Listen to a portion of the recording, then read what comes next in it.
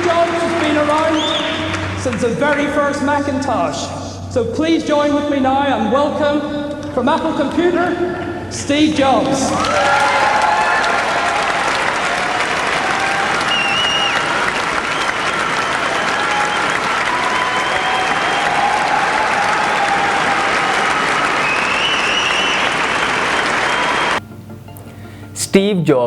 Steve jobs के बारे में जब भी बात की जाती है तो जो फर्स्ट चीज़ हमारे जहन में आती है वो है एप्पल इस टाइम दुनिया की बड़ी बड़ी कंपनीज में से एक कंपनी है। अगर साल 2023 की बात की जाए तो टिल मई तक एप्पल ने $385 बिलियन का रेवेन्यू जनरेट किया है। और इसी से पिछले साल 2022 की बात की जाए तो एप्पल ने $387 बिलियन का रेवेन्यू जनरेट किया है। और स्टीव जॉब्स की लाइफ में एक टाइम वो भी आया था जब स्टीव जॉब्स को अपनी ही कंपनी से निकाल दिया। अब आप लोग ये सोच रहे होंगे कि एक आदमी अपनी ही कंपनी से कैसे निकाला जा सकता है। बिल्कुल निकाला जा सकता है। तो ये कहानी स्टार्ट होती है 1969 में, जब स्टीव जॉब्स एक हाई स्कूल का स्टूडेंट था और उसकी दोस्ती होती है एक स्टीव वॉज नामी आदमी से। स्टीव वॉज उस टाइम एक प्राइवेट कंपनी में जॉब होल्डर थे। स्टीव वॉज के बारे में स्टीव जॉब्स ये कहते हैं कि स्टीव वॉज मेरी लाइफ का वो फर्स्ट आदमी था जिसे इलेक्ट्रॉनिक्स के बारे में मुझसे ज़्यादा नॉलेज था।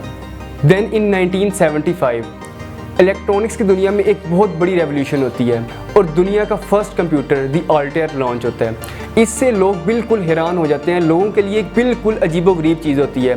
स्टीव जॉब्स और स्टीव वॉज ही सोचते हैं क्यों ना इस नए आइडिया से वो प्रॉफिट कमाएं और वो अपनी एक न्यू कंपनी बनाते हैं जिसका नाम वो रखते हैं Apple.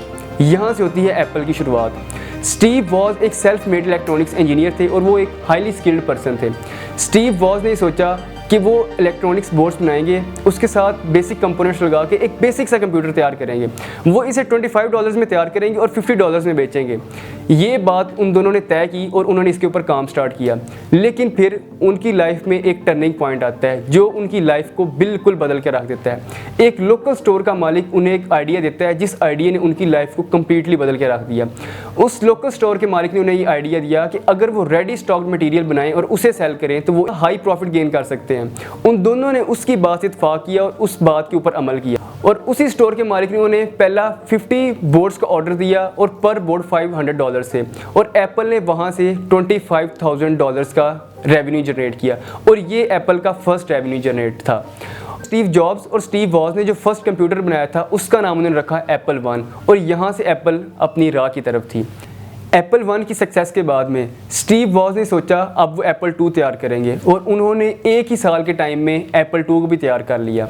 Apple to Apple one से बहुत ज़्यादा हाईली इम्प्रूव्ड और हाईली एफिशिएंट कंप्यूटर था। देन इन 1976 एप्पल टू भी तैयार कर लिया गया। देन स्टीव जॉब्स और स्टीव वॉज ने एप्पल टू को फर्स्ट टाइम रिप्रेजेंट किया उन वेस्ट कोस्ट कंप्यूटर फेयर।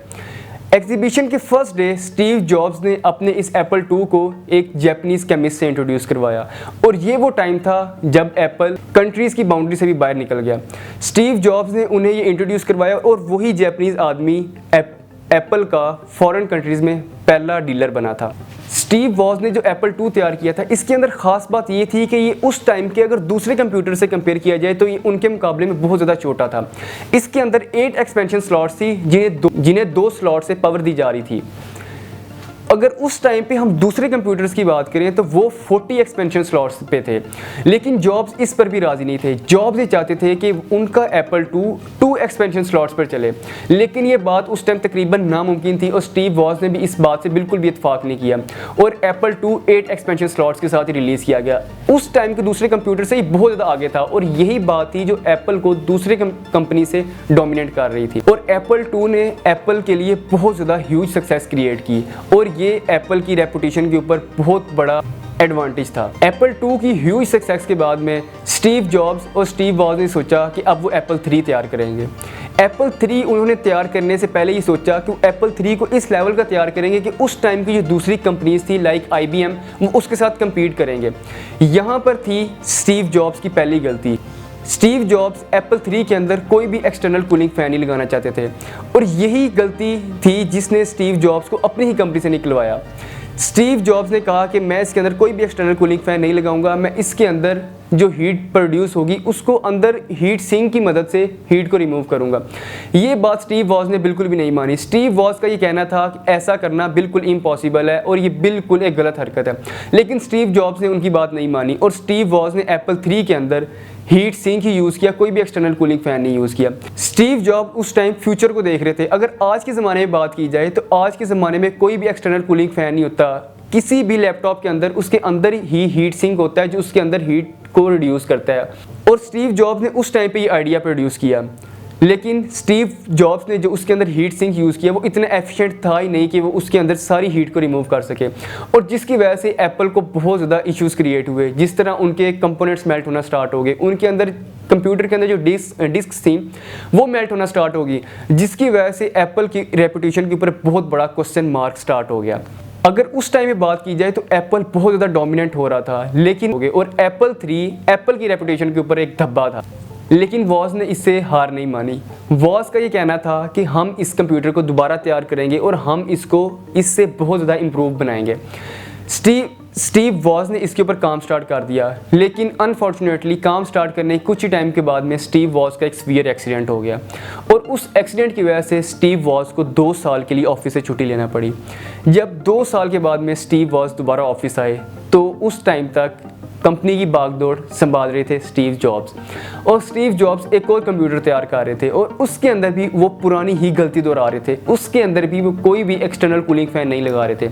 लेकिन स्टीव वॉज ने उनकी इस बात से इत्फाक नहीं किया। देन इन 1983 जब वो वापस आए तो उन्होंने आकर देखा कि ये बिल्कुल काम गलत हो रहा है। उन्होंने स्टीव जॉब्स को बहुत ज़्यादा समझाने की कोशिश की कि हम इस तरह कभी भी आगे नहीं जा सकेंगे, लेकिन स्टीव जॉब्स अपनी बात के ऊपर स्टिक रहे और उन्होंने कहा कि वो अगर कंप्यूटर लॉन्च करेंगे तो वो एक्सटर्नल कूलिंग फैन नहीं लगाएंगे, वो अंदर ही हीट सिंक यूज़ करके हीट को रिमूव करेंगे। देन इन 1985 ये वो ईयर था जब एप्पल के दोनों founder Steve jobs and Steve was दोनों कंपनी से निकल गए। स्टीव वॉज तो खुद ही कंपनी को छोड़ गए इन 1985 ये कहते हुए कि कंपनी पिछले 5 सालों से एक रॉन्ग डायरेक्शन में जा रही है। लेकिन स्टीव जॉब्स को कंपनी से निकाला गया या वो खुद निकल गए, इसके बारे में अभी आपको बताऊंगा। और ये बात आप लोगों को सुनकर बहुत ज़्यादा हैरानी होगी। जिस आदमी ने स्टीव जॉब्स को अपनी ही कंपनी से निकाला वो स्टीव जॉब्स का अपना ही हायर किया हुआ आदमी था और उसका नाम था जॉन स्क्यूली। जॉन स्क्यूली वो आदमी था जब पेप्सी 1 साल के 70 मिलियन लॉस में थी, तो इस आदमी ने पेप्सी को वहाँ से उठा के 1 साल के 40 मिलियन प्रॉफिट में चेंज किया। स्टीव जॉब्स ने जब इनकी इस हाईली एफिशिएंट कारकर्दगी को देखा तो उन्होंने उनको एप्पल का एज अ CEO ऑफर करवाई। स्टार्ट में तो जॉन ने ये ऑफर बिल्कुल इनकार कर, लेकिन स्टीव जॉब्स के मनाने के बाद में जॉन स्क्यूली ने इसके लिए हाँ कर दी और जॉन स्क्यूली एप्पल के CEO बन गए। और जब जॉन स्क्यूली एप्पल के CEO बने तो स्टीव जॉब्स ने एक न्यू प्रोजेक्ट तैयार किया जिसका नाम था लीसा और ये नाम उनकी बेटी के नाम से रखा गया था। लीसा के अंदर ग्राफिक यूज़र इंटरफेस इंट्रोड्यूस करवाया गया था और इसी की वजह से लीसा की वैल्यू बहुत ज़्यादा बढ़ गई थी। इसकी वैल्यू $10,000 पे पहुंच गई थी।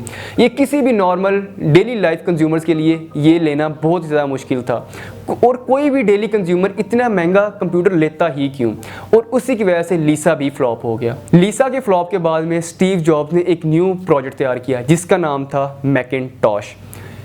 मैकिनटॉश के अंदर स्टीव जॉब्स ने ग्राफिक यूज़र इंटरफेस इंट्रोड्यूस करवाया और लो क्वालिटी कंपोनेंट्स यूज़ किए।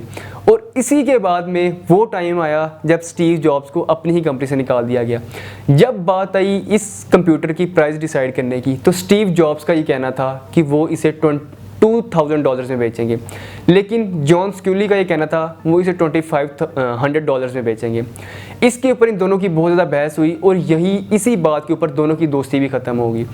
इस बात के ऊपर बोर्ड ऑफ डायरेक्टर्स वो मखसूस लोग होते हैं जो किसी भी कंपनी में शेयर होल्डर्स के इंटरेस्ट को देखते हैं। बोर्ड ऑफ डायरेक्टर्स के साथ एक मीटिंग अरेंज की गई और उस मीटिंग में ये डिसाइड होना था कि मैकिनटॉश $200 में बेचा जाएगा या $2,500 में बेचा जाएगा। तो बोर्ड ऑफ डायरेक्टर्स ने जॉन स्क्यूली का साथ दिया और उन्होंने कहा ये $2,500 में बेचा जाएगा।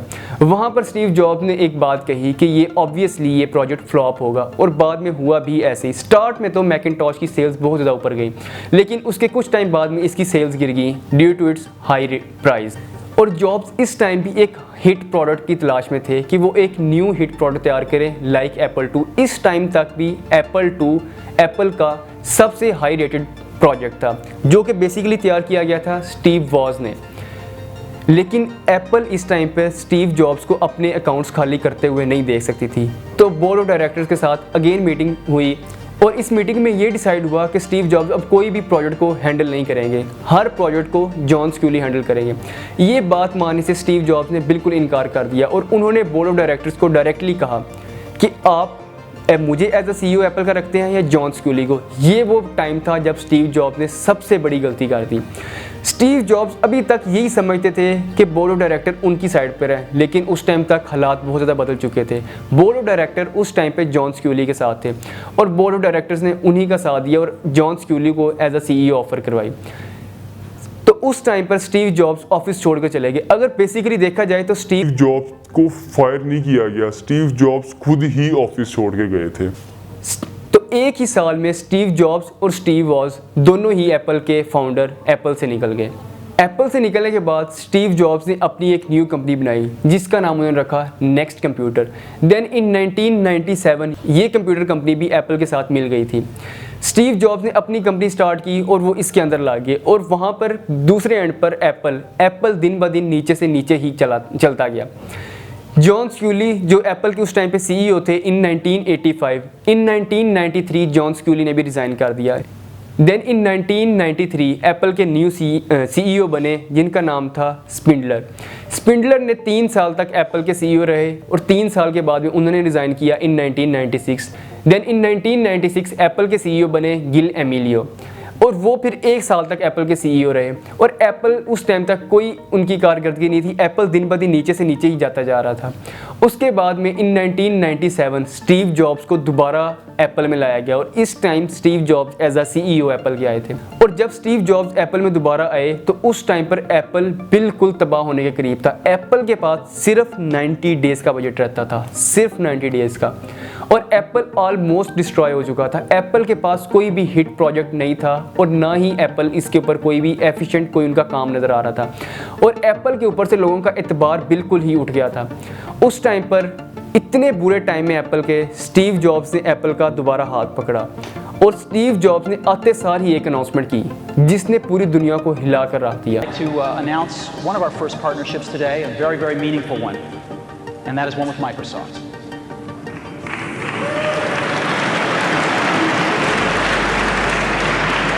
I'd like to take you through this. Is committing to release Microsoft Office on Macintosh for the next 5 years. We have taken a look at browsers out there, and Apple has decided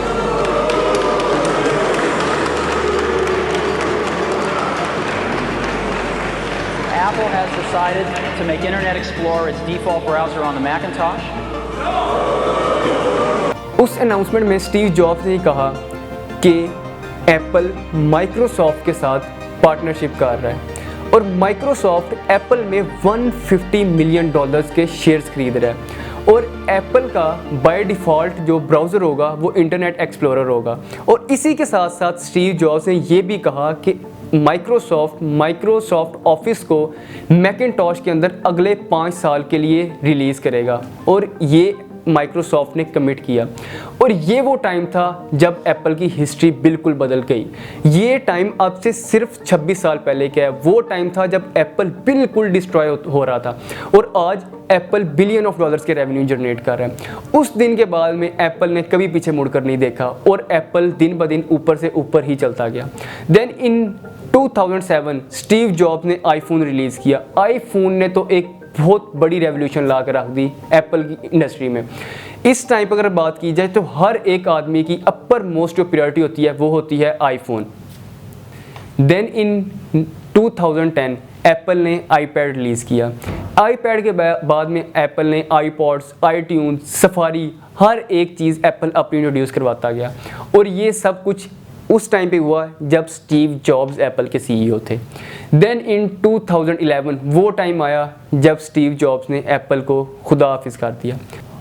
on 24 अगस्त 2011 में Steve Jobs ने Apple से resign दे दिया और resign देने के सिर्फ 5 ही हफ्तों के बाद में स्टीव जॉब्स की डेथ हो गई। और अगर आप लोगों को इस तरह की वीडियोज़ अच्छी लगती हैं तो काइंडली कमेंट्स में ज़रूर बताइएगा। Thank you so much for watching.